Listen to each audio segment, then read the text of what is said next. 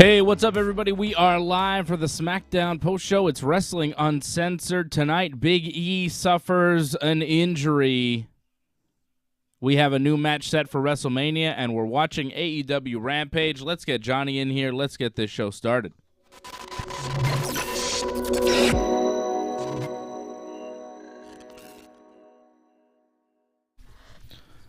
Yeah. Johnny. What's up, buddy? Well, it's a rough night tonight. You know, after seeing Big E get dropped on his head like that, it's rough, man. You never want to see anything like that happen, and it's tough. It's good to know that he can still move his hands, he still has feeling in a lot of his body, but that's a rough injury that he got. It's terrible. Yeah, it was an over-the-head, belly-to-belly suplex from Ridge Holland during a tag team match tonight on SmackDown, and that's really the top story in professional wrestling right now. Just our thoughts with Big E, and we're going to show you here. I'm trying to set something up as I'm setting it up. We're going to show you Big E and what he said from the hospital, but Big E has a broken neck after a botched overhead belly-to-belly suplex where he landed on his head. It was clearly bad right away. You could tell how E landed. He landed on his head, and then his reaction to it wasn't normal selling. It was kind of frozen, like he was knocked unconscious. It was pretty scary, and it's nothing you ever want to see happen, and I really hope that Big E is all right, but yeah, let's get to Big E's statement first so we can get an update from the man himself. I think I can do this, John. Let's see. Do you think I can pull this off, John? There's a lot of technology I have to do here in a second. All right, I think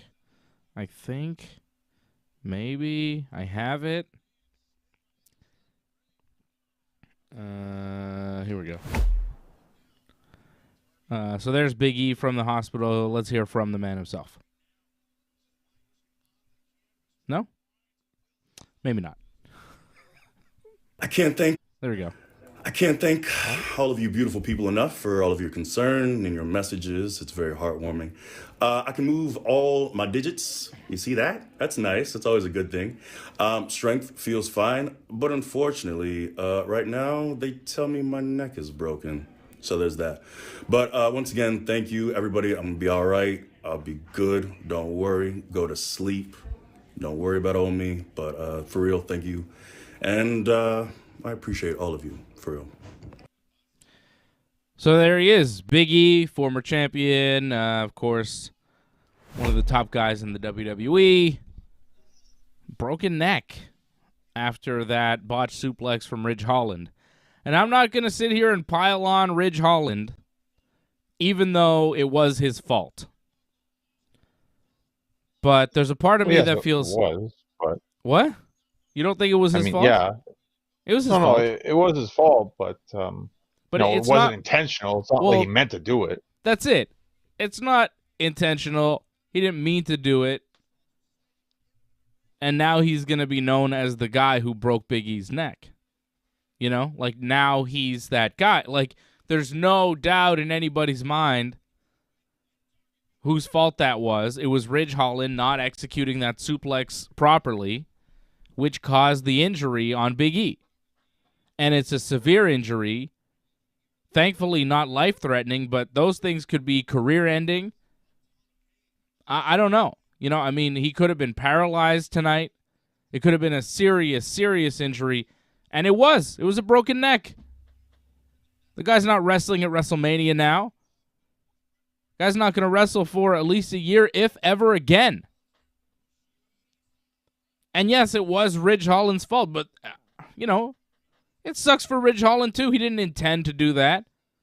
It's not the first time he did a belly-to-belly suplex. He's done it before, I'm sure. He's practiced this move. So, I don't want to pile on Ridge Holland, but it was obviously his fault. And he may have ended Big E's career tonight. And it sucks. It just sucks. It sucks for Big E. I mean, obviously, it's not going to do Ridge any favors. And I'm sure he feels very badly right now. And if he doesn't, well, I mean, screw him forever. I mean, well, you know. But I'm sure he does, right? I mean, how could you not? Right. But sure there's Doug Hepburn. He's probably in the hospital right now with him. Yeah, well, I would hope so.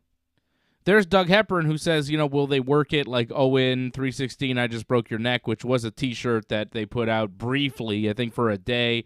But Owen did kind of talk about it when he broke Austin's neck. But I think Owen Hart is always a great example of, hey, even if you're one of the best wrestlers to ever step into a ring, accidents happen and people could still get hurt. A lot of people like to say, well, these green wrestlers, it's their fault and they don't know what they're doing. And yeah, maybe in this case, that was the case. But even greats like Owen Hart sometimes make mistakes and cause severe injuries like a broken neck to top wrestlers like Stone Cold Steve Austin or Big E. So. Well, my main complaint, much like the Owen Hart Steve Austin thing, is like, why is this move happening? Like, why are they if they're going to do a belly to belly, why is it on the outside? Yeah. Was it really necessary? Like, I just think, you know, this idea of like, oh, we got to hit big moves all the time. Like, I think this just goes to show, like, you don't have to do that all the time. Like, if they just threw him into the steps, threw him in the post, whatever, that would have been fine. It was just to keep him down, right, for the finish. I mean, did you have to hit that move on the outside? Couldn't he have just kept selling the missed spear through the ropes where he took a back bump? Like, the guy ran from one side of the ring, flew outside of the ring, missed Ridge, takes a back bump on the floor. That was pretty intense. He could have just sold that and stayed down off of that. But what are you going to do now? It's too late. I think the problem is like because we live in the era of like, oh, you got to do more, more, and more, and this kind of goes to show like when you do that, eventually injuries are going to happen because you're going to do too much sometimes, and I think that's what happened here. Like Yeah. with Owen and Austin, you didn't need a tombstone pile driver, especially when you have the Undertaker on the show. I don't know why they're doing that move in the first place. And like the belly to belly, like does Rich Holland need to hit a belly to belly? Like Big E's already hit one. Drew McIntyre is going to hit one later on. Is it really necessary to have one on the outside? Like I think they need to rethink like why they do these moves sometimes. Yeah, but you know pro wrestling. I mean, that's not the most crazy move that you see. I mean, it's a wonder Brock Lesnar hasn't broken anybody's neck. You know, like suplexes happen. Well, I'll take you back a little bit to like SmackDown. I think it was like in 2004 or maybe 5. Like Charlie Haas and Chris Benoit. Chris Benoit nearly broke his neck because Charlie Haas like didn't shoot him up enough, and that was very scary. And because of that move, they actually banned over the head belly suplexes afterwards for a bit. Right. But then they brought him back. Because some people, you know, they realize they can do it. Brock can do it. That's fine. And I think the move's fine, but like, does everyone have to hit one?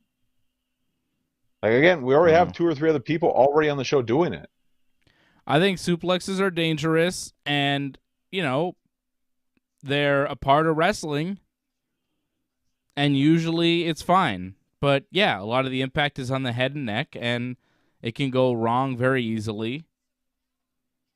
I saw Taz online saying, you know, a suplex isn't about strength, it's about the technique.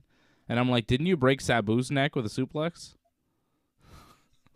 Like, take it easy, well, bro. yeah, but there was weapons involved with that too. Like, So? didn't he like suplex him on a table or something? Like, So? I mean, of course you're gonna break necks when you're using tables, chairs, ladders. Like, of course, like yeah, okay, but it was still a Knuckles do that. Tazplex. It was the Tazplex that he botched and broke Sabu's neck. I mean, a lot of people want to jump out and say, hey, this is what you're supposed to do, and this isn't how you do it. I think sometimes accidents happen. I don't want to blame Ridge too hard. I mean, it's his fault, but I don't think, like, it's necessary to pile on and go on a rant about how Ridge Holland is a piece of shit wrestler and he's green as grass and shouldn't be in the ring. Because I don't think that's the case. I don't think he's that bad. I really don't. Just made a mistake tonight. It's a big mistake. Well, it's like we already said, like Owen Hart, Charlie Haas. I mean, these are good wrestlers. We're good wrestlers, and they made mistakes too. So it can happen to anybody. People wondering if the injury is legit. I mean, yeah. If you saw the fall, and I don't think I could show it. Honestly, I don't want to see it again. WWE would get mad. Yeah, I think WWE might give us a copyright strike if I showed the fall. They haven't put it out on their Twitter or anything because they showed it once when it happened. They cut away, and they didn't show it. They didn't mention it, and they... To me, if you're watching that program and you see something like that happen, everybody watching the show was like, is Big E okay? To me, like, that was the story of SmackDown. That's what everybody was wondering. And the WWE ignored it and acted like it didn't even happen. Well, they did say at the time when it was happening that he was being looked at. Even though they didn't show it, they did say that they had a medical team looking at Big E. So they stated there, but yeah, they never gave us an update, which was very disappointing from WWE. I mean, at least something, because you did say that he was being looked at by a medical team, and for no follow-up after that, very disappointing. Like, just to say he was taken to a medical facility, at least. No update, no nothing. And Big E had the update like as soon as SmackDown was over. You know? Big E had that update. Then he was allowed to. I guess. Because they didn't want to take the attention away from the show, so they said that you could put it up afterwards, probably. I don't know.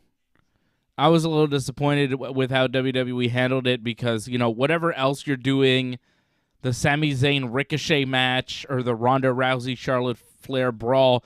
It all takes a back seat when one of your top guys gets a serious injury. That's what we want to know about. That's, that becomes the story of the show, and it's live TV, and you got to keep things moving, and you have to address Big E. I was a little disappointed that WWE, didn't give us an update on the show because clearly it was a serious moment there. But Big E has a broken neck, and who knows what the extent of the damage will be. Apparently, he can still feel his extremities, so he could walk and move around, so he's not paralyzed. But who knows? Good news. Who knows how long it'll take for him to get back to how he was before the overhead belly-to-belly suplex from Ridge Holland tonight. Shout out to Angelo on the chat, Doug Hepburn, some of our members. Don't forget, if you are a member, you can drop us a line, give us a call, talk to us on the show, live, be part of the show. If you are a member, join.ringsidereport.net. That's join.ringsidereport.net. Doug and Angelo, big supporters of the team. Shout out to Alex Tarras, Franco316, Ryan Katz, also watching us live here on YouTube tonight. See you guys in the chat. AEW Rampage is going on. I saw the Hardy brothers. I'm not calling them the Hardy Boys anymore because they're in their 40s. They're just the Hardys now. Are they? Yeah. Okay. What were they doing? Darby Allin had a match with Mark Quinn. Yeah. Yeah. And he beat him, I think. And then something happened with the Hardys. Beat down. What happened? Yeah, well, they were getting jumped, Darby and Sting, by Andrade's group, and then the Hardys made the save. Oh, okay. They're wearing their old school gear. Matt Hardy with his see-through mesh shirt, I noticed. It's always what you want to see. A mesh shirt. I'm sure that merch is going to sell like crazy, though. The mesh shirts? Well, I don't know if you've seen the Hardys T-shirt, new one. No. You're going to see a lot more, I think, in the crowds, more than likely. Good. I didn't want to see a bunch of wrestling fans in mesh shirts in the crowd. I think that would be not pretty. Matt Hardy can kind of pull it off, but, we don't all have the physiques to pull off a see-through shirt, John. You know what I mean? You could pull it off, but the rest of us, we need T-shirts where you can't see our bodies underneath, brother. Yeah, right, said Fred. The too sexy shirt. Yeah, fair to say. John, you like that. I'm surprised you're not wearing a see-through shirt right now. Looking all jacked over there, baby. It's still March. It's still cold here. Like, I don't know about you, but it's warming up. It's still wintertime. It's snowing right now. There's like a lot of snow happening right now. You look outside recently? Big snow. I don't want to look outside. There's more snow. More snow, brother. I thought we were done. Goddamn, pal. So Big E's injury, obviously the story of the night. Everything else on SmackDown, I don't know. What did you think? It was kind of a nothing show, right? Well, as usual, anything with Brock and Roman, that's the best thing. Roman was on the show, but Brock was on the show, and that segment was kind of crazy. Yeah, but no tribal chief. When there's no tribal chief, who cares? It's like barely a show. Yeah, but Brock still made it interesting because Brock's crazy. So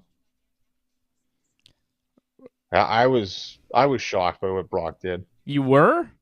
So Brock Lesnar comes to the ring. He's not smiling. He's all mad because Roman Reigns attacked him at Madison Square Garden last Saturday.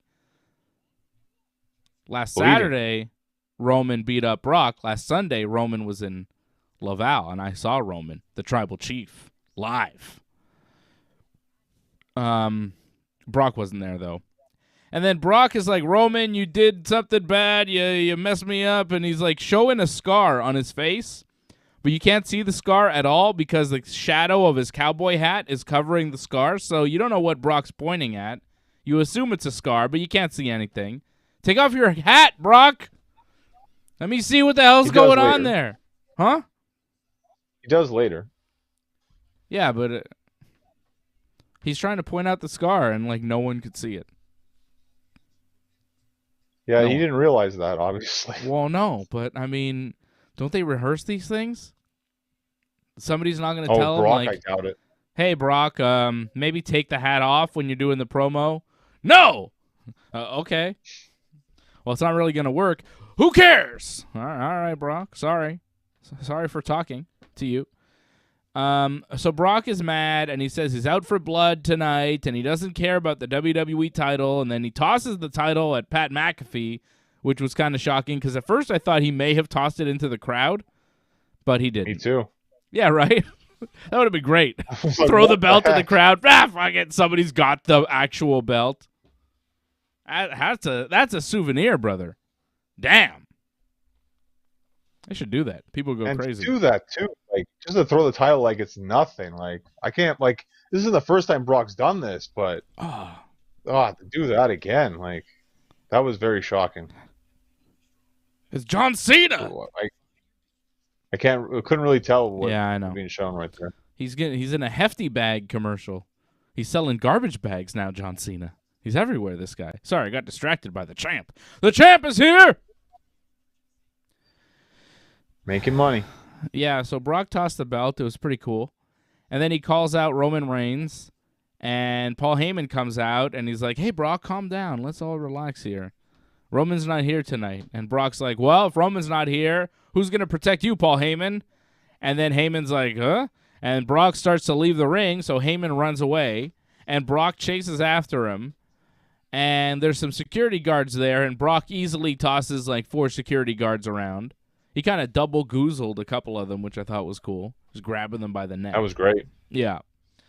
And then Heyman somehow got away from Brock. You know, I have no idea how the goddamn hippopotamus is able to escape the tiger, but he was tonight. And I'm just saying, it was strange. And Heyman was able to get into a car that was just waiting for him miraculously and drove away, leaving Brock angry in the parking lot. Did Heyman know Brock was going to chase after him and attack or try to kill him or whatever? How did he know to have a car waiting for him in the parking lot? That was convenient. And that was it. That's all we saw. One step ahead. Yeah, he's very smart. As the Iron Sheik would say, intelligent Jew. Right? I could say that because I'm part of the people. You can't say that, John. But me and Sheiky can say it. I don't know why Sheiky can say it. She can say it? Well, okay, wow. I give him a pass, all right? I'm giving him a Jew pass. Sheiky is, whatever he is. He's the best. And Paul Heyman is an intelligent Jew. What can I say? He's a Jewish guy, and he's a smart guy, and he's always got a car waiting for him. Escapes the beast. Makes the beast look like a chump. And that was it. You like this? What did you like about this? This seemed kind of basic and plain to me. Well, again, just how Brock, he started calm, and then once he threw the WWE Championship right at McAfee, then suddenly he's super intense, and it's like, what the heck is Brock going to do next? And then Heyman came out, and then Brock went all crazy backstage. That was enjoyable. I mean, it was good. It was just too short. I thought there was going to be more. I thought, we saw the Usos later on. Thought Brock would maybe take them out or something. Yeah. But no. That would make sense. That would make a lot of sense. Why wouldn't he try to assault the Usos? Yeah. This was good. Just there should have been more. Like, they added on to Charlotte and Ronda. I don't know why they didn't add on to Brock. I mean, you have limited Brock. I mean, use him as much as you can. It's not like there's other parts of the show that you care about that much or would be that good. Just more Brock. Do you have limited Brock? I mean, you're going to get Brock and Roman again next week on SmackDown in a face-to-face thing that they're advertising. So Roman will be on the show next week. And Brock will be too, and they'll be in the ring together doing something. Well, we only got a couple more weeks of this, right? And then Brock's probably taking another vacation. So, got to, use him to his full potential. Mm-hmm. Jamie Hayter just beat Mercedes Martinez over on AEW Rampage. Thunder Rosa comes to make the save as Britt Baker and Rebel try to beat up Mercedes a bit afterwards. Thunder and Britt Wednesday on Dynamite for the title in a steel cage in San Antonio. Should be a big one. I'm looking forward to that. More than likely a title change, I would say. I mean, it's more than likely the main event. I can't see it not being the main event. Oh, yeah. No, it's got to be. For the belt. Well, sometimes they put the main event as the first match, right? So that's not impossible, too. Yeah. I guess it depends what Bryan Danielson and CM Punk are doing. But I think Britt and Thunder probably main event that Dynamite in San Antonio. I don't know if Thunder's from San Antonio exactly, but she's from that area, so it's kind of like a hometown thing they're billing for Thunder. Okay, we talked about the Sheamus, Ridge Holland beating Kofi and Big E. So Sheamus hit a bro kick on Kofi for the win after Big E got suplexed. It was kind of convenient. Do you think they rushed the finish of the match? It seemed like 100%. You did? I don't know. It seemed like it was kind of done at that point anyways. I feel like there was supposed to be something else to it, but they just went, nah, screw it. So before the match, Sheamus and Ridge Holland have sledgehammers, and they're being interviewed about their sledgehammers, and they're like, oh, we have a better weapon. Some people know him by his other name, but we know him by his nickname, Butch. And then Pete Dunne shows up dressed like Sheamus and Ridge Holland with the little hat and the suspenders and shit. Mm-hmm. I mean, why not just call him Budge? I mean, why not just say, you know what, we're going to go with Budge. You know it's all about the Budge. I don't know if you saw, but Johnny Hungy tweeted out, you know it's all about the Butch. Because he thought it was funny that they're calling him Butch when they're doing the whole Budge thing with Adam Cole. And Pete Dunne is now Butch. Where's Luke? There's only one Butch in the WWF. There's only room for one Butch in the World Wrestling Federation, and that's Butch of the Bushwhackers, brother.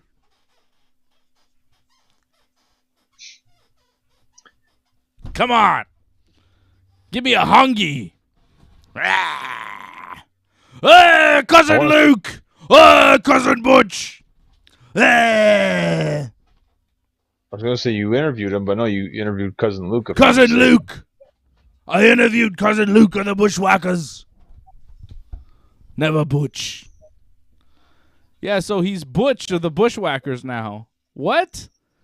And then he beat up Kofi Kingston after the match, which will probably lead to nothing because Big E's got a broken neck now. So the New Day against Sheamus and Ridge and Budge. I don't see that going anywhere. Poor Kofi, like Woods is hurt. Big E's hurt now. Kofi's just kind of by himself.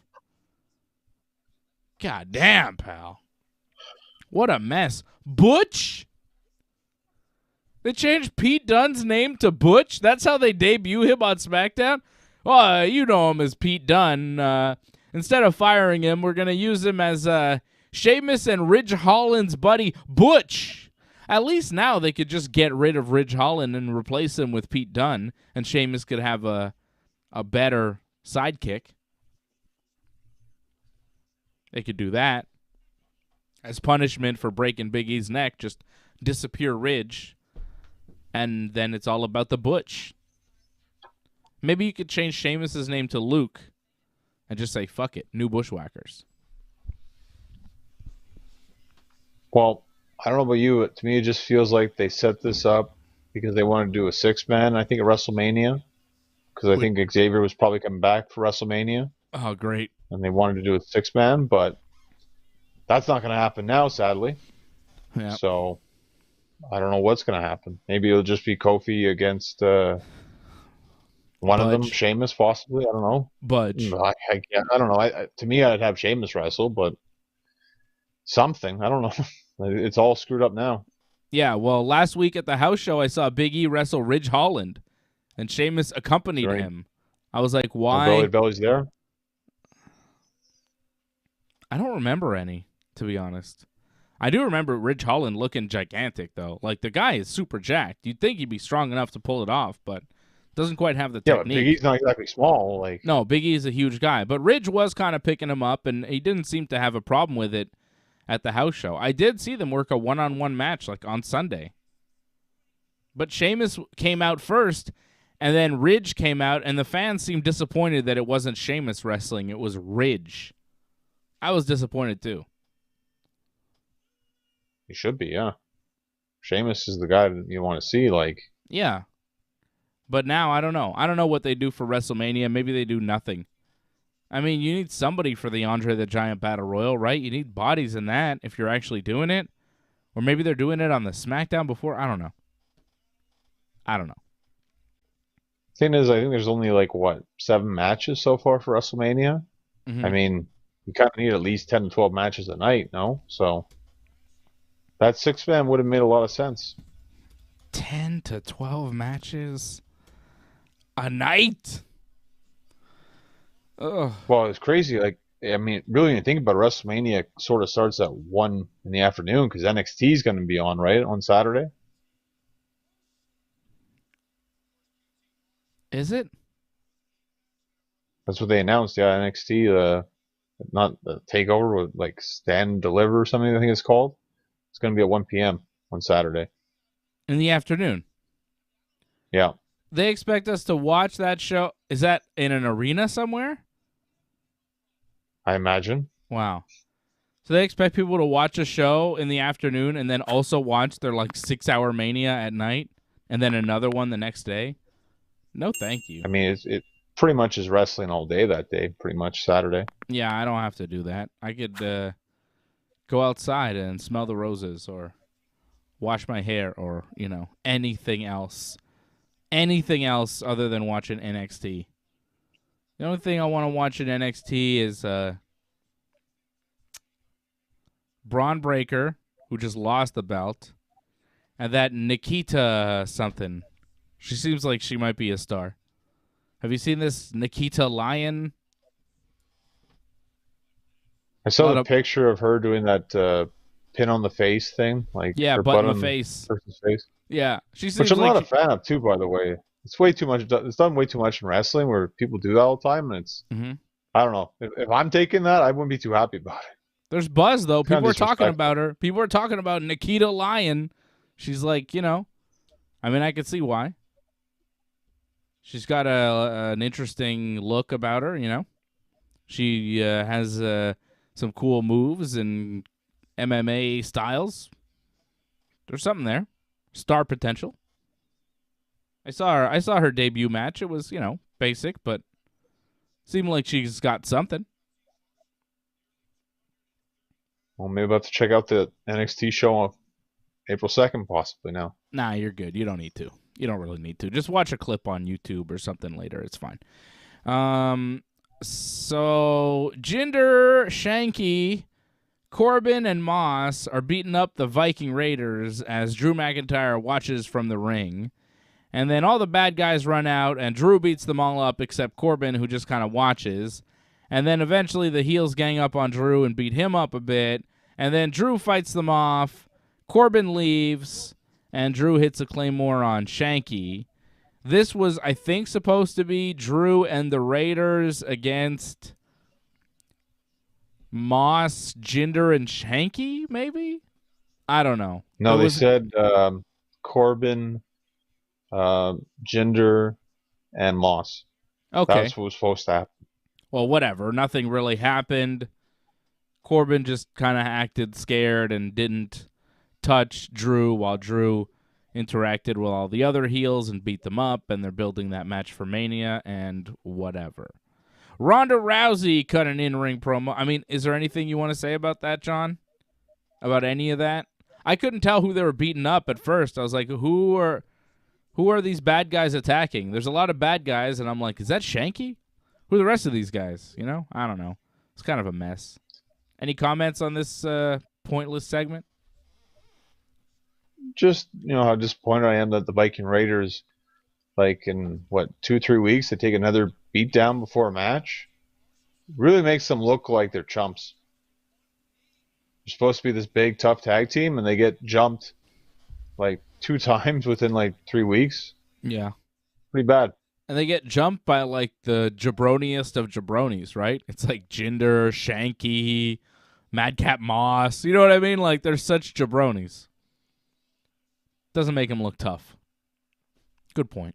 Ronda Rousey does her promo in the ring, and it's really quiet. But the crowd seemed into Ronda, so that's all right. Ronda says Charlotte was wrong when she said she could only armbar, and she's been refining the ankle lock that was taught to her by Kurt Angle. Charlotte Flair comes out, and she says, well, last week, Ronda, I wasn't dressed to compete, and that's why you put me in the armbar, and I tapped out, and you took advantage of me, but at WrestleMania, you're not going to tap me out. And Ronda says, yeah, well, I already have, and I'm going to again. And all this, like, Ronda Rousey needs to tap out Charlotte Flair in a match type of thing has been killed for me because I literally saw Ronda Rousey tap out Charlotte Flair last Sunday at the house show. I was surprised that they didn't have Sonya take the armbar, but they had Charlotte take the armbar, middle of the ring, tap, tap, tap, match ended. It was Ronda and Naomi against Charlotte and Sonya.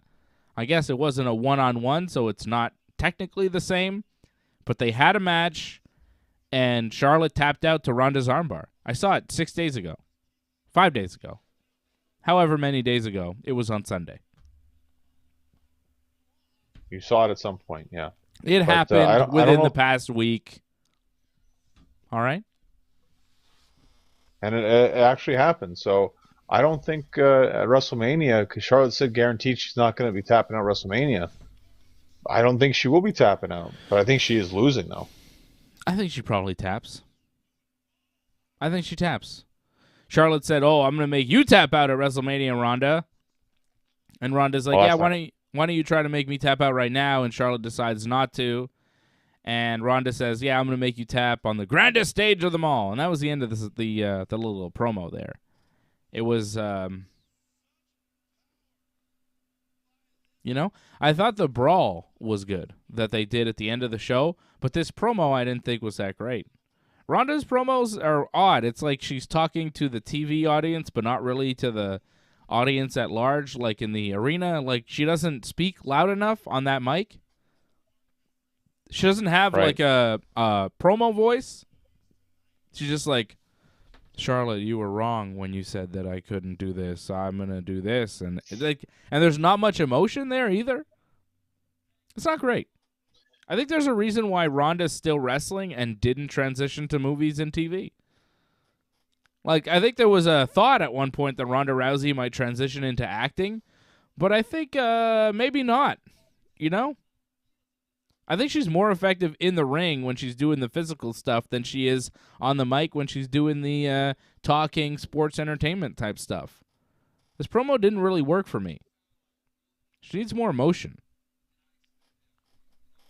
What I find in the select films that I've seen her in, like, she's better in small parts. Like, I don't think, like, in starring roles, like, that might be too much for her, I think. Yeah, but this is a starring role, I think in wrestling... John. This is a starring role for her, right? Like, she's one of the stars of the show in here. Wrestling, you got to kind of hide, like, the weaknesses a little bit. And unfortunately, they're exposing the weaknesses, sadly, in this one, where I think she's better at promos when she's talking back to somebody. Yeah. Like, when Charlotte got in the ring and they're starting talking back with each other, she seemed more comfortable. But when she's just talking open to the fans, it just seemed like, I don't know if she wasn't interested or, like, it was just she was bored. It didn't seem like there was much of anything there. So, it just seemed like they should just... Yeah. Sorry, go ahead. Well, they should focus more on, like, what she's good at. Like, the brawling stuff that's what they needed. Like, I've been saying for a while, like, this whole Charlotte Ronda thing, like, there's been no action. There's been no excitement. Finally, they gave us something. I kind of wish they wouldn't show Ronda in such a bad light sometimes, though. Like, her coming out and smiling all the time, they're really trying to get that over too much. Yeah.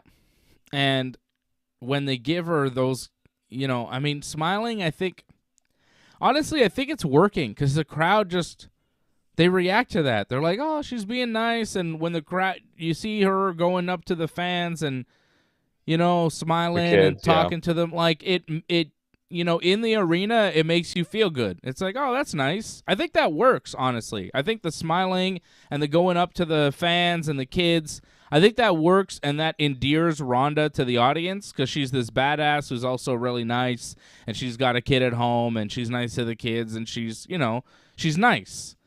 And she's a badass. So people like that. I think if Brock once in a while went up to the fans and, like, slapped their hands and, like, took some pictures, I think people would support Brock a lot more than they do. I think people like Brock, but they're hesitant to fully accept him because they know he doesn't give a fuck about them.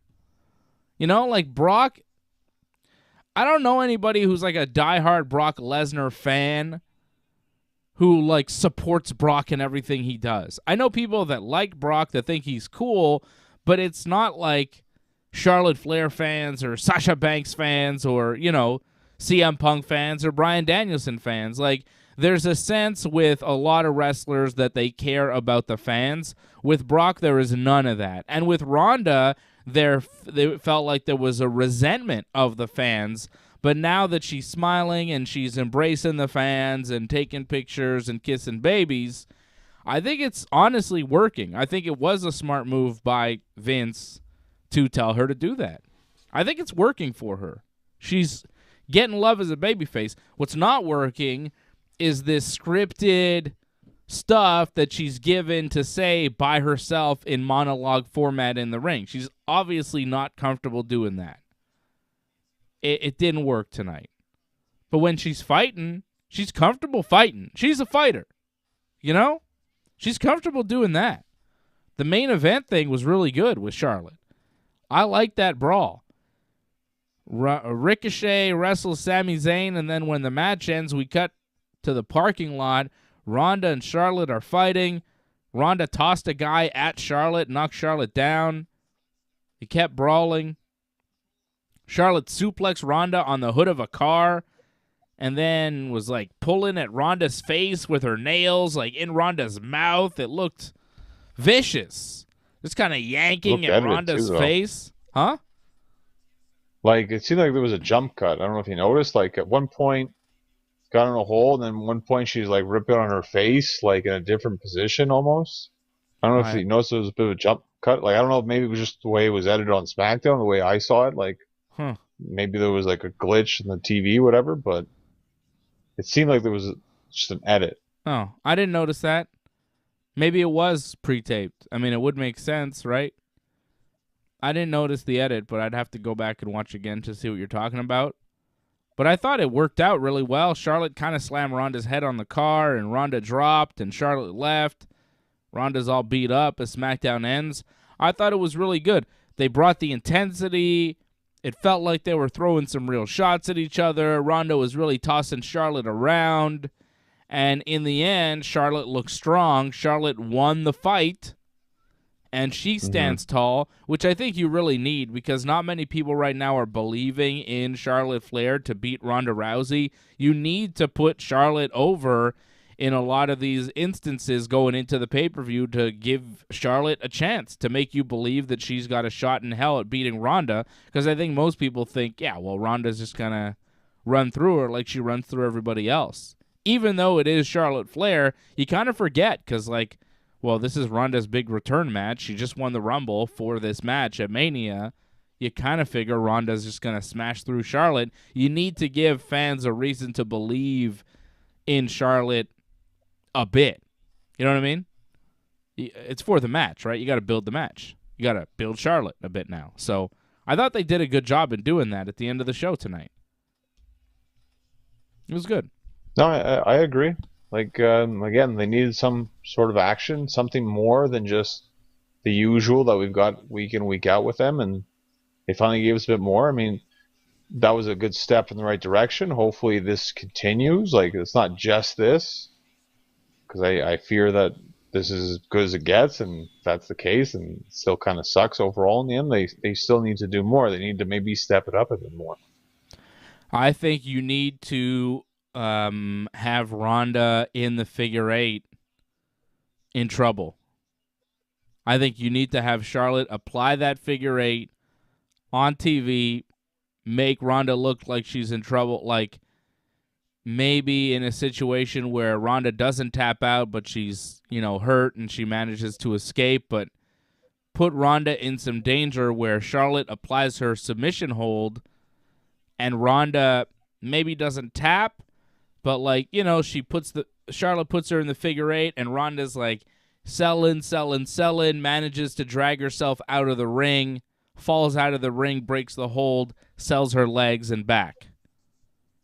You know what I'm saying? Like, that hurt, and then that's all you see on that segment. I think there needs to be a moment where Charlotte not only looks like she can beat up Ronda in a fight, but also that she could tap out Ronda with a submission hold. Like Ronda's submission hold, the armbar has been established. There's been some talk about the ankle lock. You're starting to establish that a little bit. I think you need to remind people that Charlotte Flair has her own finishing hold, a submission hold. Her father, famous for the figure four leg lock, and she, of course, famous for the figure eight. She has improved it and made it even better.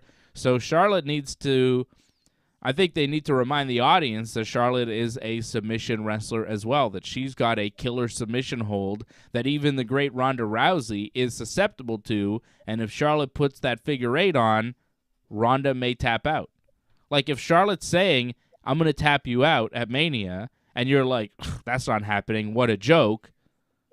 If they showed you, like, hey, here's Charlotte putting her submission on Ronda, you're like, oh, okay, maybe. I mean, you still wouldn't buy it, John, but some people might, right? And that's what you want to do. Well, they got to give Charlotte more of an advantage going into this because Ronda still has a bit more of the advantage. Like, yeah, Charlotte won the fight, but it's not like Ronda was like completely beaten down. Like she was still like looking to get into the fight again after she got beaten up. So it feels like Charlotte still has more to prove here. Yeah. That's why I think maybe the figure eight at some point next week or the week after. Although next week would be a great time to have Charlotte Flair beat the hell out of Ronda Rousey, especially with maybe her finisher, the figure eight. Because next week, Smackdown is in, Charlotte, North Carolina. I mean, that's Charlotte Flair country. It's in Charlotte. Smackdown in Charlotte. That's going to be Charlotte's show. Smackdown in Charlotte next week. That's fun. Tonight they were in Birmingham, Alabama. Home of her brother-in-law, Conrad Thompson, John. Little known fact, or they maybe widely known fact, actually. I don't know if you knew it, though. Go ahead, John. I didn't really care too much. That's nice. It doesn't where matter. Conrad's born. He's a famous guy in the wrestling world. He's a famous guy. He talks about Alabama a lot. He loves Alabama. You've heard him. Yeah, I heard him talk. I didn't realize he was born from there, but that's nice. It doesn't matter. I thought you had something to say, John. I was waiting for you to say something. No, I got nothing to say about that. You have nothing to say. It's nice for him. Wow, I just completely shut you down with that Conrad Thompson Alabama talk. But yeah, don't you think it's going to be a big moment for Charlotte next week in Charlotte? Like, named after the town? Well, right? It should be a pre-tape because more like she's going to get cheered. So if you want to save Ronda... Oh, yeah, that's true. You got to save Ronda. Yeah, you don't want to have Ronda go out there. Yeah. If Ronda gets booed, gets a hostile crowd, yeah, it might be rough. And then we got SmackDown. There's only 2 more SmackDowns left before Mania. SmackDown next week is in Charlotte, and the SmackDown after is in Brooklyn. And then after that, it's the SmackDown Hall of Fame show the night before Mania in Dallas, which I don't even think counts. Because half of it's going to be the Hall of Fame, from what I understand. So I don't know. So that's the Ronda Rousey, Charlotte Flair saga tonight. Sasha Banks and Naomi beat Natty and Shayna. I thought Natty and Shayna might get a win as a new tag team, but they didn't. Nope. Sasha hit like a code breaker type move from her knees on Natty after Natty bumped into Zelina on the apron. Kind of crappy. Yeah, it was a terrible finish. What the hell was that? Ugh.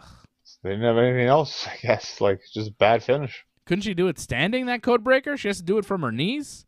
Looked like nothing. There was no impact on that. Because it's a variation. It's new and edgy. It sucks. It sucks. I Big agree. Time. And what are Carmella and Zelina doing there? Like, I know they're feuding with Sasha and Naomi, but, like, they wind up costing Natty and Shayna the match. So maybe we have Natty and Shayna wrestle Zelina and Carmella next week, and if they beat them, they're in the match at WrestleMania. Because I did read somewhere, I forget, one of those guys was reporting that Natty was probably going to be in the match with a tag team partner, and it was going to be a fatal four-way because it's Carmella and Zelina defending the women's tag belts against Sasha and Naomi and Liv Morgan and Rhea Ripley, and maybe Natty and Shayna, or maybe not. Whatever. Well, I think Natty and like Sonya makes more sense because that's the whole story that's been building for so long. You get to have it at WrestleMania, Naomi and Sonya, so like do that. I don't need to see Sonya Deville wrestle ever again. I'd rather see Shayna. Too bad. You're gonna see her wrestle again. Like it's gonna happen. I could leave the room, John. I could make it happen that it never happens again. There are ways around it. Well, I think there's a good chance for her at WrestleMania. But wait and see. I don't know. Like this was not good. If you want Shayna to be in the match, this was not a good step for it to happen. So Natty's going to do that thing where she abandons a tag team partner until she finds one that's just right and becomes her partner. Isn't that what she always does? Before. Yeah. With Tamina, she did that too. She had like a few partners, and then she's like, Tamina, you're working. I don't know. Pretty much, yeah. Okay. And then the Usos cut a promo with Nakamura and Boogs, and the Usos are like, hey, Boogs, you have a hurt leg, so if you can beat Jey Uso tonight in a singles match, well, we'll give you a tag team title shot at WrestleMania. And Boogs is like, okay, and then he won.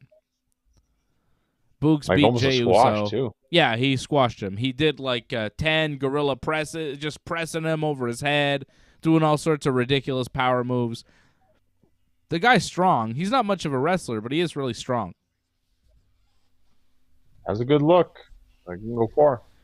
Yeah, he's got a decent look. He had a better look when he had the longer hair. I don't know why they cut his hair. Makes him look real plain with the cut hair.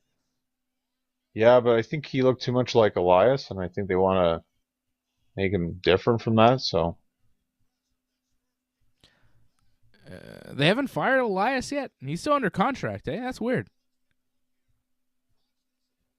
Well, they must have some sort of idea, and usually after WrestleMania they come up with new storylines, right? So good chance you can see him after Mania, maybe on the Raw after Mania. Or not. Right? Or not, yeah, sure. Or not. So Rick Boogs beats Jey Uso. So now it's going to be Boogs and Nakamura versus the Usos at WrestleMania for the SmackDown Tag Team titles. I mean, I know you're trying to fill the card and everything, and everybody has to be at Mania, but this is a SmackDown match at best. This is Mania? You're supposed to build up to Mania. There's supposed to be a reason. There's no reason for this. There's no point to this. Who needs to see the Usos against Boogs and Nakamura? Weak.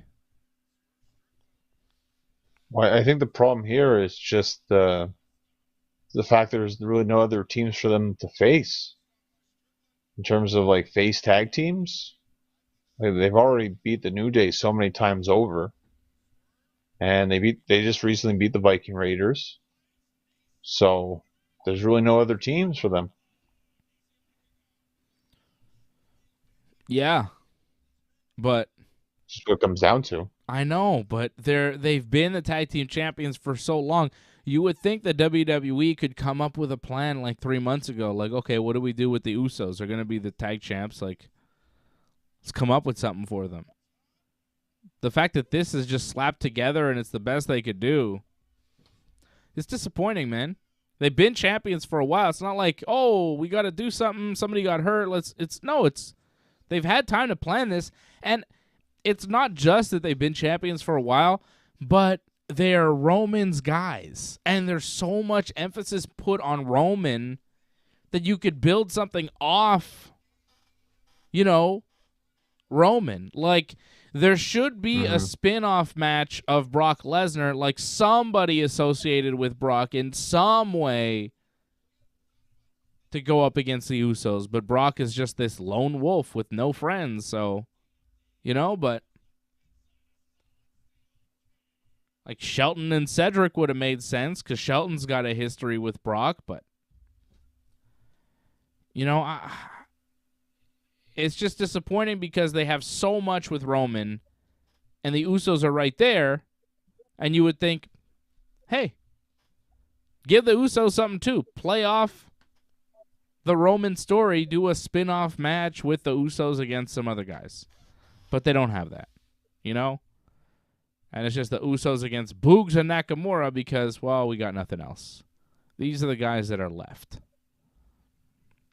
Whatever. It's just one of the greatest tag teams. Maybe the greatest tag team, in the world today. They're one of the best tag teams in the world. They're associated with the top guy in the business.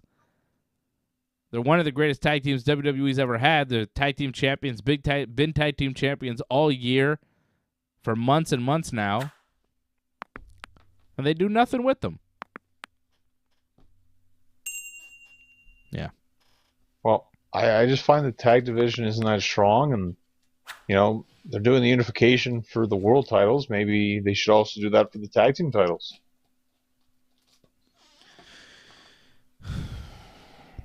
Yeah, well, I've been advocating for a unification of the tag team titles for a long time, right? Because the women's are unified, and they don't do anything with their tag team division. There's so few teams. They should have unified the men's tag team titles a long time ago. But, see, that would have made sense, right? That's a great idea, Roman is unifying his belt with Brock. So the Usos putting out a challenge to RK Bro, unify the belts. Face us. Like, if it was Usos against RK Bro at Mania for the unified tag team championships, that would be a match that would be worthy of WrestleMania, that you would care about, that you would tune in to see and be like, man, I wonder what happens here. Right? Like, that'd be good. 100%. 100%, yeah. It's what they should be I doing. agree with that. Because, what's RK Bro going to be doing? Maybe Street Profits or something? You know what I'm saying? Like some jabroni match that doesn't matter. Sense. Yeah, right? But who cares? We don't need to see that. That's a Raw match at best. It should be Street Profits, RK Bro, Usos, Shinsuke, and Boogs in a fatal 4-way for all the marbles. Sure, yeah. Just something. Not going to happen. But. No, but, you want something to make it feel like WrestleMania. It's got to feel, and when you throw these matches that could happen on an ordinary episode of SmackDown, it doesn't feel like Mania. It doesn't even feel like a pay-per-view. Like, WrestleMania is not supposed to feel like a pay-per-view. It's supposed to feel like one of the greatest pay-per-views of all time. Like, holy shit, I can't believe we're seeing this right now. Oh my God, it's stacked. Next match is going to be amazing. The one after that just keeps getting better. That's what Mania is supposed to feel like. It's not supposed to feel like, oh man, we got to sit through all of this. Who wants to watch a show that feels like a chore? You know what I mean? Usually when you watch a show, you want to be excited throughout. But WrestleMania, a lot of it's going to feel like a chore. Like Boogs and Nakamura against the Usos is going to feel like a chore to sit through. No matter how good it is, it just doesn't matter. It holds no weight, and it doesn't feel like a big match. Thank you, Harold, dropping a super chat. Appreciate you. Harold is a super chat leader tonight so far. Mania is supposed to feel big. Doesn't feel big to me. I don't know about you, but Austin Theory against Pat McAfee doesn't really sell a Mania for me. Theory comes out, slaps McAfee before the Sami Zayn Ricochet match. McAfee fights back, actually puts a pretty good beating on Theory. The beating wasn't bad, actually. Not bad. Michael Cole and a couple guys come out, get between them. Cole was treating it real serious, like, come on, Pat. Like, you don't want to do this. Come on. Cole was doing pretty good there. Good acting for Michael Cole. It was like good acting. He sold it well. And then a couple security guys come out between them. Theory goes to the stage. McAfee kind of follows Theory to the stage with the security guys. Theory tries to break through security but can't. 2 guys. Theory can't break through. Earlier in the night, Brock Lesnar tore through 4 men by himself. Austin Theory and Pat McAfee struggle to get through 2 men, whereas Brock tore through 4 guys. And yeah, Charlotte and Ronda, they were tossing security guards around like they were no problem. Austin Theory can't get through 2 guys. Couldn't do it. Tried, failed. Charlotte and Ronda threw around like former WWE superstars like Jamie Noble, Gregory Helms. There was someone else there as well. You call him Gregory Daivari, Helms? I think it was there. I call him Shane Helms. You say Gregory Helms? Yeah. Shane, isn't it Shane Helms? What's his real name? It's Shane, no? Gregory was his WWE name? Or is it the other way around? Right. I think you have it right. Okay. The Hurricane. Just call him the Hurricane. What are you doing? No, his real name is... we're both right. His name is Gregory Shane Helms. His middle name is Shane. Huh. But we all know him as the Hurricane. Yeah, I saw Gregory Helms. So was he Shane Helms in WCW? Where was he Shane? Sugar Shane. Was he always Gregory in WWE, or was he Shane and then Gregory? He may have always been Gregory, actually. But he was just the Hurricane I thought he was Hurricane Shane Helms, and then at one point, didn't he call himself Gregory Helms? Like, wasn't that his name? Gregory Helms. I remember him saying that. When he first came in with the invasion angle, I think he was Gregory Helms, I think. Okay. And then he became the Hurricane during all that.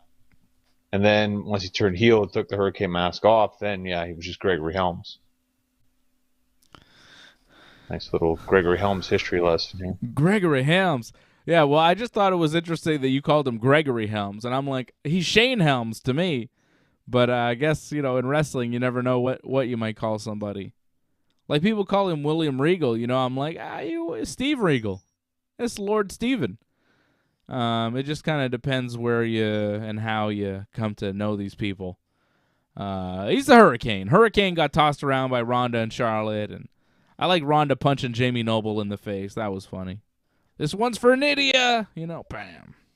She didn't say that. Did she punch a ref too? Yeah, whatever. Should be some fines there. Suspension. Well, Sonya Deville can't suspend Ronda. She's tried but failed, right? So. That was Charlotte though. It wasn't Ronda. Oh, okay. Well, whatever. You can't suspend Charlotte either because she's too damn cool. I like that Charlotte was wearing like a short, was it pants? I think she was wearing pants. It was like a one-piece jumpsuit or something in a brawl with Ronda because she could not fight Ronda earlier in the night. She was wearing that skirt. You notice they shot right up her skirt as she left the ring? Yeah. Like what? She's leaving the ring. Maybe get a different angle. Or maybe they did that on purpose. I don't know, but I was like, are we supposed to be seeing Charlotte's underwears right now? What's happening? It was like a very obvious shot, like right up. I mean, it was a very short dress that Charlotte was wearing, but still, a lot of the women wear short dresses, and they usually help them out with the camera by not shooting right up their dress as they're leaving the ring. A little respect for the queen, please. Goddamn Kevin Dunn. I guess they were on the ball with that one. Oh, well. Johnny's not mad at it. Rick O'Shea beats... wait, let's talk about Austin Theory and Pat McAfee for a second. Who cares? Does anybody care about this? Without the Vince interaction. Like, when this is just Theory and Pat McAfee, it's so nothing. Theory is a nobody. McAfee is a commentator. At least if somebody came out and had a match with Gorilla Monsoon or Jesse Ventura when they were on commentary back in the day, it would have made sense. Jerry Lawler. These guys are all wrestlers. Pat McAfee isn't a wrestler. You could go at Byron Saxton or Corey Graves and it would make more sense than this. But Pat McAfee is a very successful podcaster, and he used to kick a football in the NFL, so he's the guy that they're using. And he's going to wrestle Austin Theory, and it's just terrible. I don't think anybody wants to see this. I don't know who anybody is supposed to cheer for.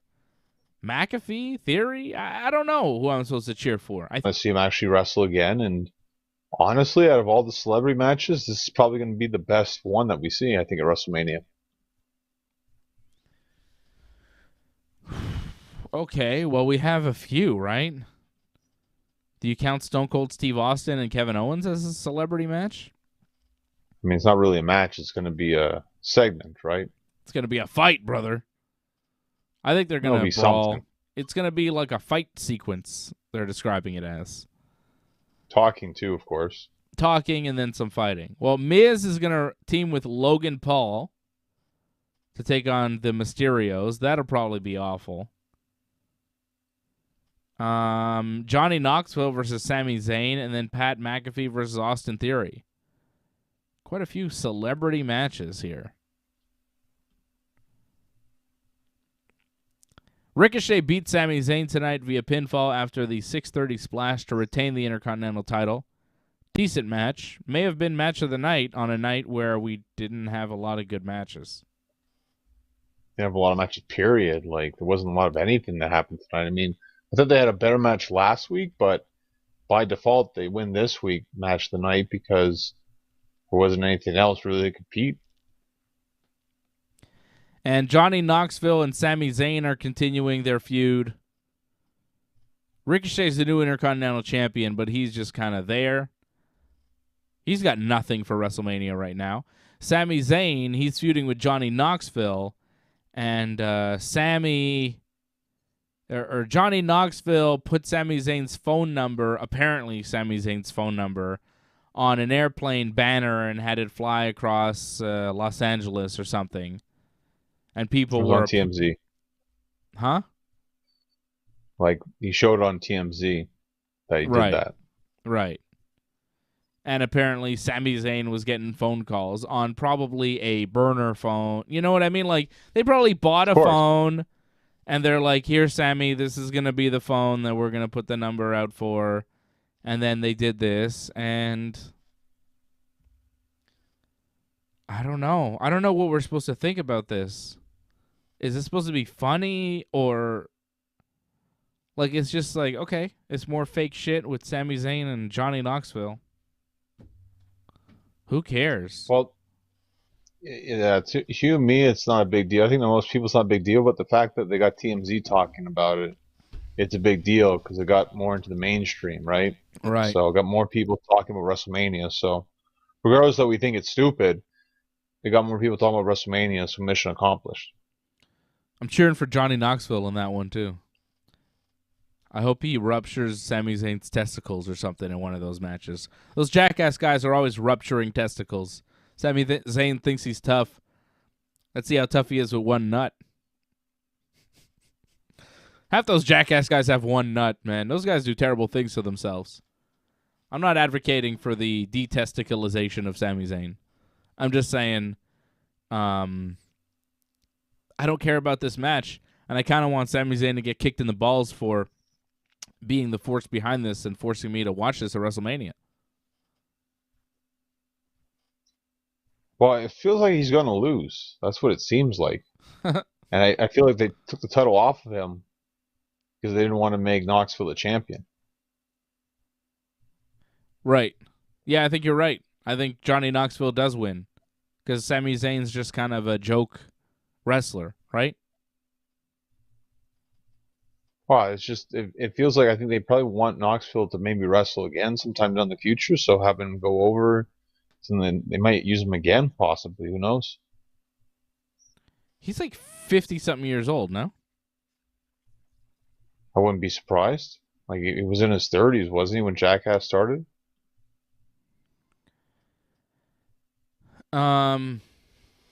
Yeah. No, he's old. I don't think he should wrestle. He's also, like, beat up. His whole body's like a mess. He's like an old wrestler, except he doesn't have the physique for it. Or the skill. Yeah. So, yeah, I think it's a mess. I don't think it should happen. And I don't think any of it is funny. Maybe, Angelo, you think it's funny?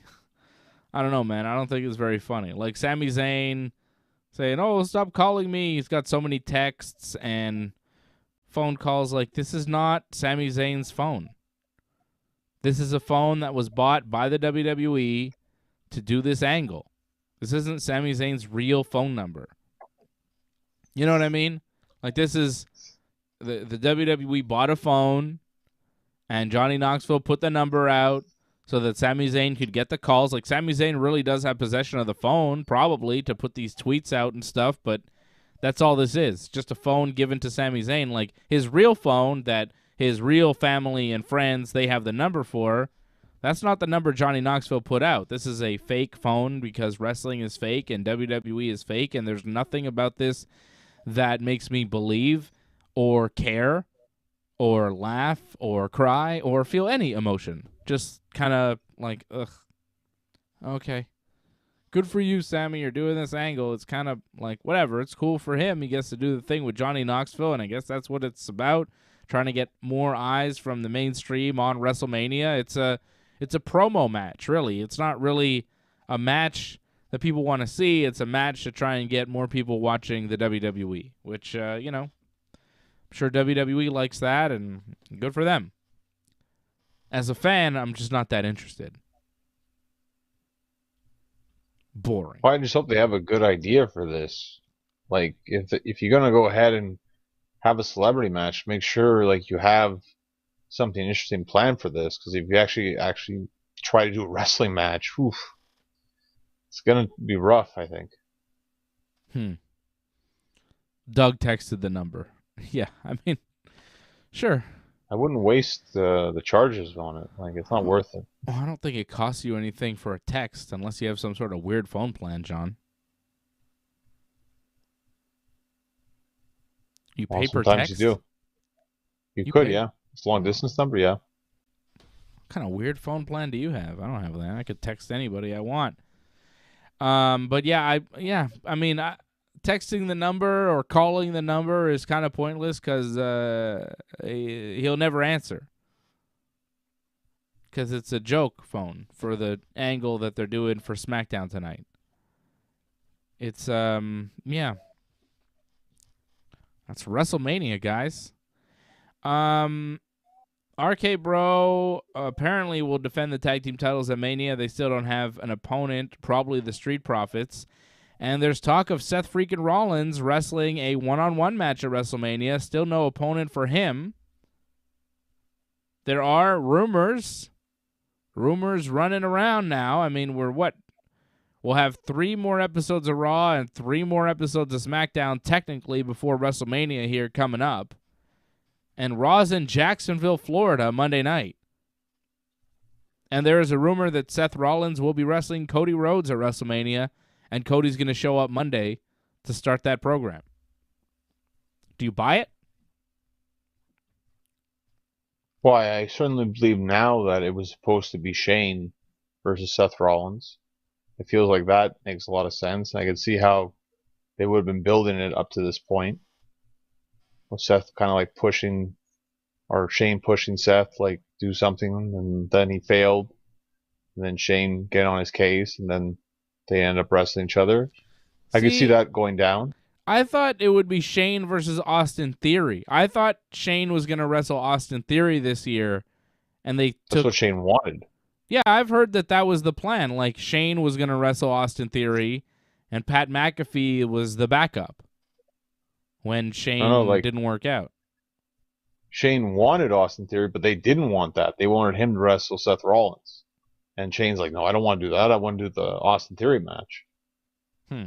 So again, the butting of heads on that one. Okay.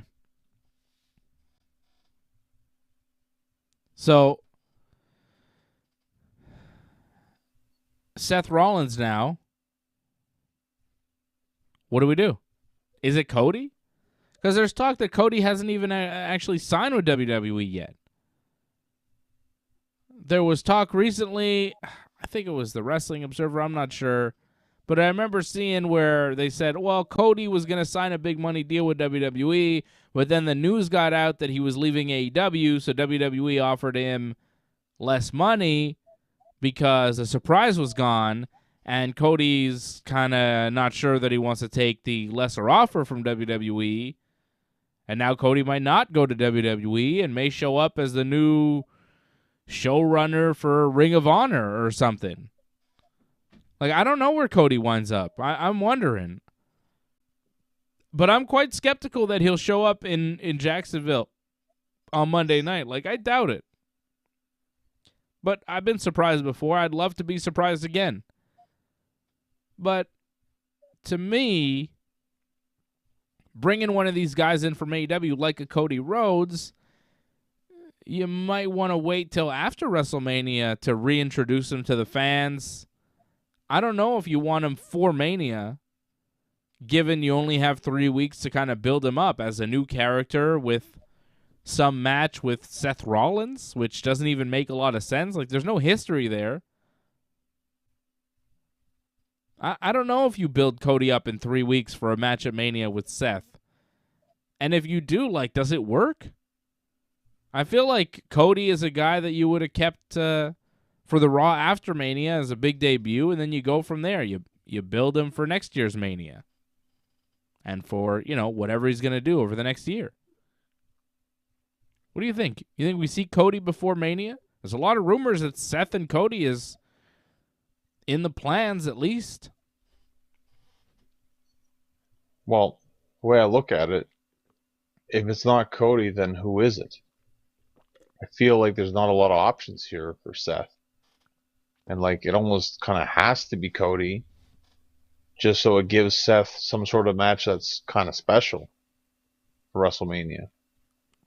And, you say there's not a lot of build. I mean, it's Cody Rhodes, son of the American Dream, coming back. Cody has history in WWE. It's not like he's a nobody. And he has been in the wrestling eye for quite a while, so people know who he is. I think it would be an attraction to see that match. Is it a high top-tier match? I wouldn't really say that, but it's a match I'd be very interested to see. I just think that people obviously know Cody and he's been in the WWE, but there's no real story between Cody and Seth Rollins. What's the story there? Why do they wrestle? Other than, I'm going to come out and attack you for no reason in particular. Like, there's no history between those two guys. None that I can think of anyways. I mean, there was a little bit where, that's how Cody and Dustin won the tag titles, was they beat the Shield. Okay. So, I mean, you could say that was kind of like the start of the end of the Shield was off them, possibly. But, I mean, that's reaching for something. Yeah. Really, I think it's just going to be open challenge, pretty much. Yeah, I don't know. I think Seth should issue an open challenge, have nobody answer it, and then he just doesn't wrestle at Mania, and it drives him even crazier, and then you go from there with Seth. He's crazy, and he's on a tear, and he's out for revenge. Well, Seth's going to wrestle WrestleMania. You know that. Again, Why? We have Charlotte didn't wrestle last year. They kept Charlotte off the card last year. They had 2 nights. You could keep Seth off the card this year. Well, there was controversy with Charlotte because didn't she test positive for COVID? That was a problem. Yeah, but she was fine by Mania time. They could have built something up for her. The problem with Charlotte was they were building up a match with her and Lacey Evans with Ric Flair there, but then Lacey got pregnant and everything went to shit. Well, also because Andrade wanted to leave WWE. There was that, and they wouldn't give him his release. Yeah. So there's a bit of drama going on. There's a lot of drama going on. But, I think post-Mania, when Charlotte did show up, it made her a bigger star. Keeping her off the show. She's been champion pretty much ever since. Yeah. You know what I mean? Like, there was controversy, there was buzz, though, about Charlotte. And when she did show up, I remember doing shows thinking, is she leaving? And then when she came back, it was like, damn, she's here. And it made her even bigger and more special. And this year, she's wrestling Ronda Rousey in the main event of the first night of WrestleMania. They're main eventing, by the way. That's official. From what I understand, they're going on last on the Saturday Mania. Well, is Becky even wrestling still? Do we know what's going on with Becky? What's going on? Don't know. She's hurt. If that match doesn't happen, wow. Yeah, it What do you needs to do? happen. I think it will happen, but I don't know.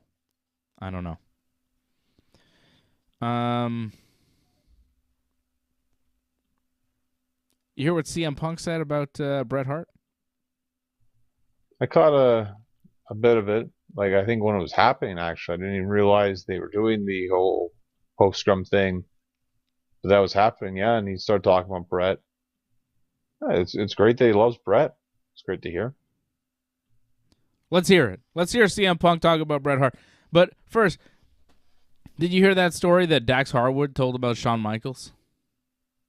Of course, I know Sean's a jerk. It's well established. I don't think we've talked about this, John, and I think, anytime Shawn Michaels is exposed as being a piece of shit human being, we have to address it as, the Bret Hart superfans that we are.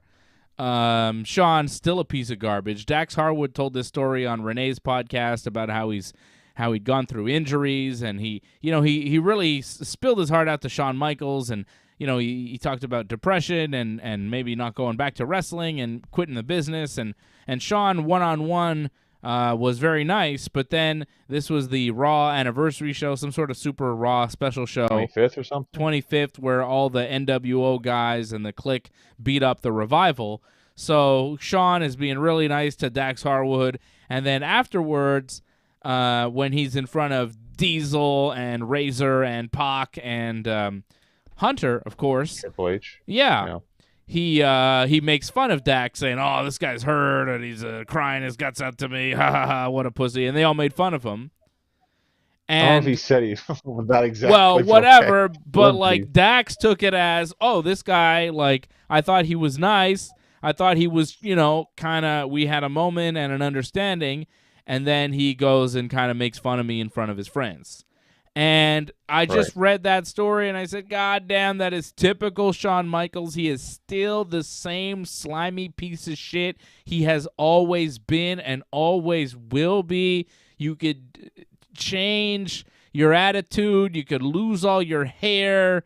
Your eye could go as wonky as you want, but you're still the piece of shit boy toy motherfucker.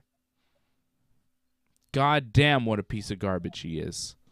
Always has been and always will be, apparently.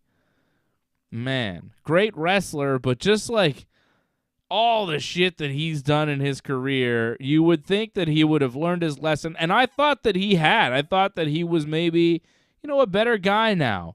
But hearing stories like that, you're like, God damn, same old Shawn Michaels. What a dick. What a dick. Here's CM Punk talking about Bret the Hitman Hart. After my match, somebody came up to me. I don't need to say who, and they were just like, "You're gonna hate me for saying this, but I do this because of you." I saw Straight Edge Society, and I was blown away. And I went to Wrestlemania to watch you and Rey Mysterio, and I got into wrestling because of you. And I didn't know that this particular individual got into wrestling or anything because of me. So it's just, man, I'll put it to you like this. I love Bret Hart, and Bret Hart's career was cut short. And it's a goddamn tragedy because there's people that go over to Saudi Arabia and they get paid millions of dollars. And, that should have been Bret. Talk about Goldberg there. There's people that go over to Saudi Arabia, make millions of dollars, that ended Bret Hart's career, and it should be Bret. Fuck you, Goldberg. It's also Shawn, too, by the way. Yeah, but Goldberg's the one who kicked him in the head. But yeah, Shawn, too. I just feel super fortunate. And Hunter, who went over and took that blood money, who was part of the screw job. Fuck you, Triple H, too. I'm grateful and appreciative that I got a second chance, I'd give it up in a heartbeat to give it to Bret. But I'm going to enjoy it. He's crying when he's saying that. I'm grateful I got a second chance, and I'd give it up in a heartbeat to give it to Bret. That's an honorable man right there. That's a good brother. The best part what he said at the end. What do you say? Hold on. Let's keep going. But I'm going to enjoy it. And I just love that motherfucker so much, you know? Like, he's the greatest, and he was right. He was fucking, Bret Hart is always right. Yup. I love that motherfucker so much, too. And he is the greatest. And he was right. And he's always right. And he's always been right. Best there was, best there is. Best there is, best there was, best there ever will be.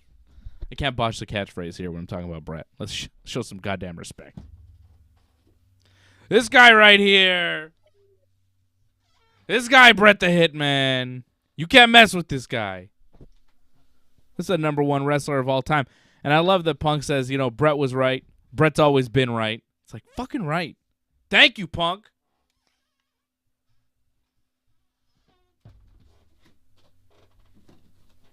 You know we love Bret around here. We got Bretts on Bretts around here. Bretts on Bretts on Bretts. We just collect Bret stuff over here because we love Bret. God damn, I love Bret Hart. Where are they? I always got my shades ready, baby. Oh, yeah. Oh, yeah. Look at that. Got the shades, baby. We always ready. We're always ready for Bret time. All right, I got excited here about Bret. I love to see CM Punk showing the respect for the greatest wrestler of all time, though. You know? Showing respect, talking about Bret. Gotta love it. Bret's the best. And people are starting to figure out what we've known our whole lives is that Bret Hart is the greatest ever. And he was always right. And he's always stood up for what's right in professional wrestling. And he's always been a true hero. And he's always been an honorable man. Super chat. And fuck everybody else. Fuck Shawn Michaels. Fuck Triple H. Fuck everybody that ever fucked with Bret. Hakushi. Everybody. No disrespect to Hakushi. Jean-Pierre Lafitte. I'm talking to you. I'm joking. Well, I don't know about you, but you can feel it in wrestling. There's guys that are Bret guys, you know. Yeah. CM Punk, FTR. FTR want him to be their manager. Hopefully that happens. I don't know if it will. But then you can see there's guys that are Shawn Michael guys. Young Bucks, Adam Cole. Yeah. You know, even Kevin Owens, even though he's not saying the storylines. I mean, he does a lot of the Shawn Michaels stuff. So, you know, like you can see in wrestling. There's a lot of guys that are Bret guys. Some guys are Shawn guys. Yeah, I like the Bret guys better. And, you know, even though Bryan Danielson was trained by Shawn Michaels, I feel like he's still a Bret guy. Something about him. Wow. You know what I mean? I mean, I think he respects both of them, but, you know, obviously, like, he has a bond with Shawn that he doesn't have with Bret. You know, it's different. Yeah. But I'm a Bret guy, you're a Bret guy, and we are diehard Bret guys forever. God, I love Bret Hart. And I love other wrestlers that appreciate Bret Hart as much as I do. You know? Like, don't you love that when you see other wrestlers talk about, like Dax Harwood and the FTR guys? Those guys will not shut up about how much they love Bret Hart, and I love it. I love every minute of it, because they're right. He is the greatest to ever do it. And if you watch his matches, there's still nobody that's ever been better. He's unbelievable. Best there is. He lives up to what he says, yeah. Best there is, best there was, and the best there ever will be. Doug Hepburn dropping a super chat. Thank you, Doug. Harold Schneider saying, will Bret be FTR's manager? There have been rumors about that because they fired Tully. They love Bret. Could Bret be a manager in AEW? I mean, I'll never say no to seeing Bret on TV. Give me more Bret. Does Bret want to do that, though, is the question. Yeah, I don't know. They got to pay Bret. Got to hook Bret up. Angelo Contagona has been a member of the team for 14 months, re-upping the membership. Thank you, Angelo. He says, much respect to Punk for showing love to Bret. Yeah. It made me love CM Punk a little bit more. I already did like CM Punk quite a bit. But him tearing up about how much he loves Bret Hart, makes me love CM Punk. You know what I mean? Like, doesn't that add a little something to you and your feelings about CM Punk when you hear him crying about Bret Hart and how much he loves Bret? Makes me feel like an extra, love for the guy. Bret guys. I got a little distracted because I just saw the Queen for some reason, like right next to me. I don't know what happened there. It's just that my Twitter shows up, and people keep Randomly. retweeting. Anytime like I get a notification, I think on Twitter, it shows up on the show, and people keep retweeting that picture of Charlotte that I put out like 5 days ago, and it's still getting tweets. And so far, it's at that was the 47th retweet on it, and it's at 403 likes. I just keep getting notifications on that one. It never stops. People love Charlotte Flair. You post a picture of Charlotte Flair, and you will get nonstop likes and retweets. That's what that was, John. It's good for people to know that just take pictures of Charlotte, possibly other women in WWE, and people will keep liking and retweeting, it seems. Yeah. I mean, I don't know if that's going to work for everybody, but it seemed like I'm just... Every time I check my phone, there's like a bunch of notifications from that one picture. I don't know why. But sometimes things just go like that. The internet is weird, John. You never know what might hit. Bret is the best, and that's it. That's all I have to say. I want to leave you with Bret Hitman Hart is the greatest wrestler of all time. He's the best. His niece, Natty, lost tonight on Smackdown, but she's awesome because she's related to Bret, and being related to Bret makes you a better wrestler by proxy. So, she's awesome. The Harts are awesome. Every Hart is awesome. Bret Hart is the best. Nothing more to say. Yeah, ending on Bret, that's the best way to go. Yeah. End on Bret Hart. How much we love Bret Hart. What's your favorite Bret Hart match? Oh, that's really tough. I mean, there's so many good ones. Give me Top of my head. Give me 3 that we should go watch right now. No, do that. I'll give you a couple, then you give me a couple. Let's do a couple that people maybe haven't seen that often and they should watch. Like, let's not say Owen versus Bret at WrestleMania 10 because, like, obviously. How about this one? Owen and Bret against the Steiner Brothers tag team match. Classic. Yeah, that's good. That's good, yeah. I really like that. I know everyone watches the Bret Bulldog from SummerSlam, but the Bret Bulldog from In Your House, I'm trying to remember what the name of that was. It may have just been In Your House 5 or 6, but that was really good. It's for the WWF Championship. When Bret Blades in that match, too. That's a great match. I highly recommend that one. Whoa. How about this? Whoa, what's going on here? I don't know. How about this? Bret Hart versus Buzz Sawyer, Georgia Championship Wrestling 1979. Go back and watch that. Buzz Sawyer, one of my favorites, too. Go back and watch that. Young Bret before the pink and black. 1979 in Georgia.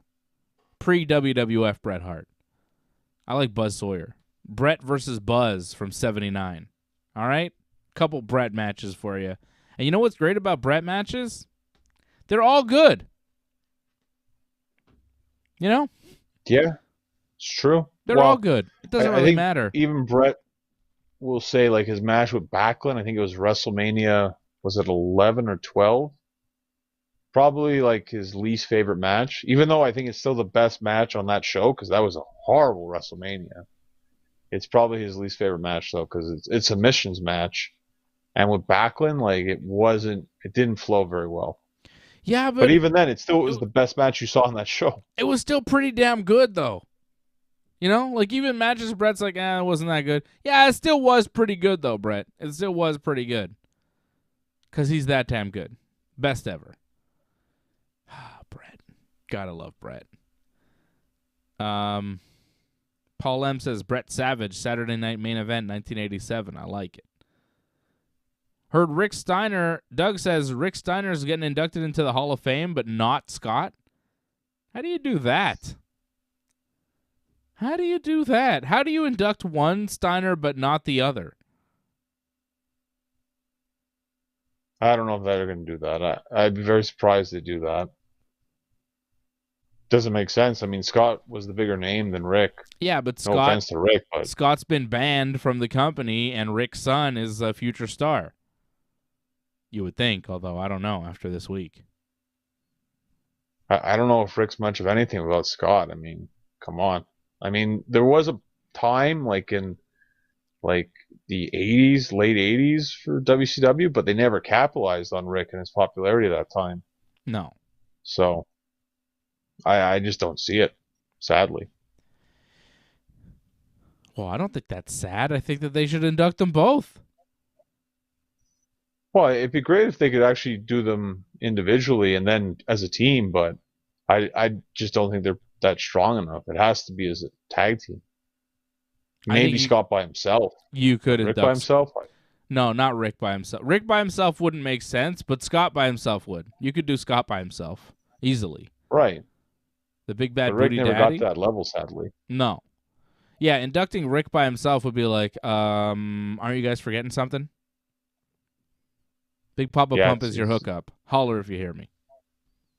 It's like you induct Stevie Ray, but you don't induct Booker T. Right. Like, I'm sorry. Like, it doesn't work. Hey, guys, we're going to induct the Rockers into the WWE Hall of Fame.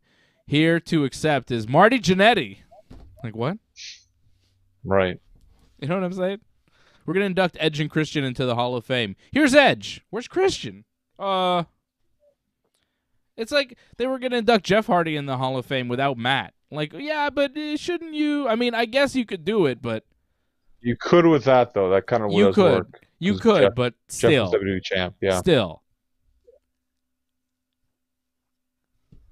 We're going to induct... I don't know. I don't want to disparage any tag teams, but, you know, we're going to induct the Bushwhackers, but just Butch, and it's Pete Dunne. What? All right. Well, I was going to say induct the Hart Foundation, but only Brett. I mean, you could actually do that, but... Oh, you could do that. You can induct Brett a million times for several different reasons. Just because he's awesome. The Hall of Fame could just be Brett every year. This year, we're going to honor the greatest wrestler of all time, Bret Hart. Hi, everybody. We're back. This year, we're going to honor the greatest wrestler of all time, Bret Hart. Please don't tackle him, crowd. Thank you. Please don't tackle the Hitman. Remember the MJF promo on him. What? When Brett was in AEW, yeah, and he was in the ring, Hangman was in the ring, MJF came out, and he's like, "Hey, Brett, watch out!" And then that was just after having the Hall of Fame. Right. Yeah. I thought MJF said some horrible things about Brett. I was about to not like MJF. I was like, whoa. Did MJF say terrible things about Brett? Come on. He said, like, look me in the eye, old man. He said that. Yeah, whatever. Yeah. Brett will kick his ass. All right, guys. Thank you, everybody. Harold Schneider, you are the Super Chat leader of the night. Thank you, Harold. Thank you, Doug Hepburn, as well, for dropping a Super Chat. Thank you, Harold and Doug. Thank you to all the members, of course, tuning in tonight. Harold, Doug, Angelo. Thank you, guys. Appreciate you. Thank you to everybody tuning in live here on YouTube, Facebook, and Twitch. This is the Ringside Report Network. This is Wrestling Uncensored. Johnny and I will be back together again on Wednesday night after Dynamite in San Antonio. I will be back Monday night after Raw. I'm here after Raw every Monday, after Dynamite every Wednesday, and after Smackdown every Friday night here with Big Johnny. And, of course, Thursday nights as well, 8 p.m. Eastern Time for Ringside Report MMA. We've got some big picks for tomorrow night's Magomed Ankalaev versus Thiago Santos fight card. If you missed Ringside Report MMA last night, do check out the replay. Big picks for a winning weekend for you on your UFC gambling, brought to you by Bet99.com. Bet with us over at Bet99.com using that promo code Ringside. Thank you, Angelo, for the Super Chat. He says, great show, guys. Have a great weekend. Back at you, Angelo. Have a great weekend, everybody. And we will talk to you again here on Monday on the Ringside Report Network. Get well, Big E. We're all thinking about you. We love you, Big E.